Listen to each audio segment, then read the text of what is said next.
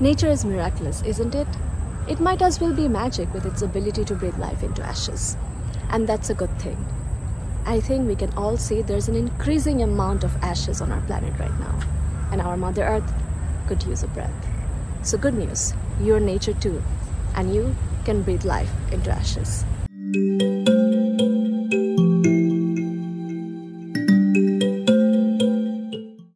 So maybe all you need is a little bit of inspiration and some people to do that with. Well, one of the big culprits that keeps us from getting together on this is separation. Separation. How do we look at this thing? Well, I might be a little provocative and ask, how do we not look at this thing? It's sort of everywhere. Most humans are pretty separate from nature right now. Our purpose is too often not aligned with that of the rest of life. Most humans are pretty separate from each other right now. Think of the purpose and missions of families and neighborhoods and communities, and groups, organizations, different political bodies. And most of us are pretty separate even within ourselves right now. Ask yourself, is your purpose coherent? Is it in service to something bigger than yourself? Does it connect you to something other than yourself? So how do we get together on all this? It's actually pretty simple. We have to reconnect. That's how healing and harmonizing happens in ecological systems.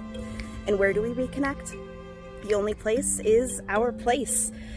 It's actually kind of crazy that more people today don't see that. We've become so reliant on these huge systems. Just look at how we get our news, look at our economy and our supply chain, look at our government. They're all really big, and it turns out really unsustainable.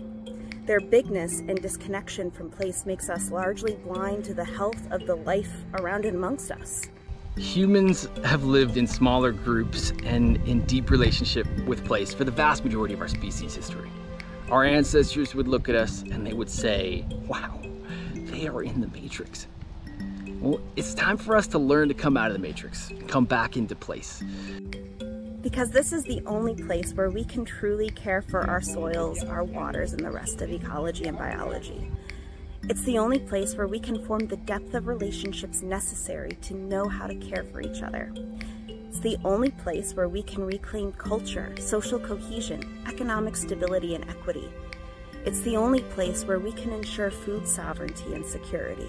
And it's the only place where we can feel like, when it's all connected, that it reinforces one another. So let's see this thing, our place. That's what we're learning how to do in a little thing we call place attunement practices. They're pretty fun. We hope you'll join us. If you'd like to learn more, you can visit our Substack. We got some articles of former practices, some story maps that we're growing in there, and there's some opportunities as well for people to support and to participate. And lastly, we hope that you are able to breathe some life into some ashes today.